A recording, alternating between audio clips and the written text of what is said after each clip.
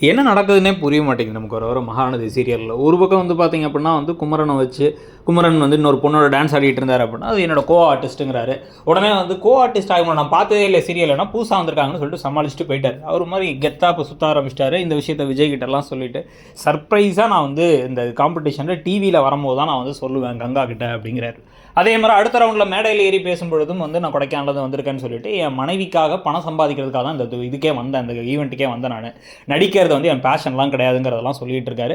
ஆனால் மனைவிக்கு சர்ப்ரைஸ் தான் கொடுப்பேன் அங்கேயும் சொல்கிறார். இதுக்கு நடுவில் நிவின் என்ன பண்ணுறாரு, அவங்க அம்மாட்ட போயிட்டு வந்து நீ ஊருக்கு வேணால் கிளம்புமா, திருப்பி சண்டை போட்டே இருக்காத, கொஞ்சமாச்சும் மனசாட்சியோடு நடந்துக்கோ அப்படிங்கும்போது தான் அம்மாவை பற்றி அவ்வளோ மோசமாக வந்து அந்த லேடி பேசும்பொழுது அப்படியே யமுனா எட்டி பார்த்துக்கிட்டு இருக்காங்க. எப்படியோ புருஷன் சரியானா போதும் நம்ம சுயநலமான வாழ்க்கைக்கு அப்படின்ட்டு சி அப்படின்றது நம்ம அந்த பொண்ணை காமிச்சாலே எனக்கு சி அப்படின்னு தான் இருக்குது ஸ்க்ரீனில் பார்க்கும்பொழுதெல்லாம். ஏன்னா அந்தளவுக்கு அந்த கேரக்டரை மோசமாக்கி வச்சுருக்காங்க. ஸோ இப்போ இதோட வந்து பார்த்தீங்கன்னா இப்போ கடைசியில் வந்து இப்போ விஜய்க்கு இன்றைக்கி வந்து மூளையை கழட்டி வச்சிட்டார். மரக்கழண்டு போன மாதிரியே பிஹேவ் பண்ணுறாரு. நான் வந்து ஹாஸ்பிட்டல் போகணும் அப்படிங்கிறாரு.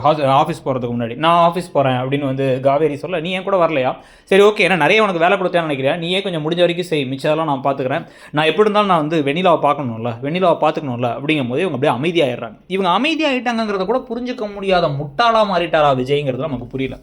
ஸோ இப்போ இந்த சமயத்தில் தாத்தா வேறு அதை முடிச்சு பார்க்குறாரு. அவருக்கு தெளிவாக புரியுது. ஆனால் காவேரி இதையோ யோசிச்சுட்டே இருக்காங்க, நம்ம வாழ்க்கை போச்சு, நம்ம பெரிய தப்பு பண்ணிட்டோங்கிற மாதிரி யோசிக்க ஆரம்பிக்கிறாங்க. இதுக்கு அவர் தெளிவாக ஒரு விளக்கத்தை கூட கொடுக்க மாட்டுறாரு. ஸோ அதெல்லாம் பற்றி நீங்கள் என்ன நினைக்கிறீங்க, இந்த சீரியல் இப்போ எப்படி போகுதுங்கிறத சொல்லுங்கள். தேங்க்யூ.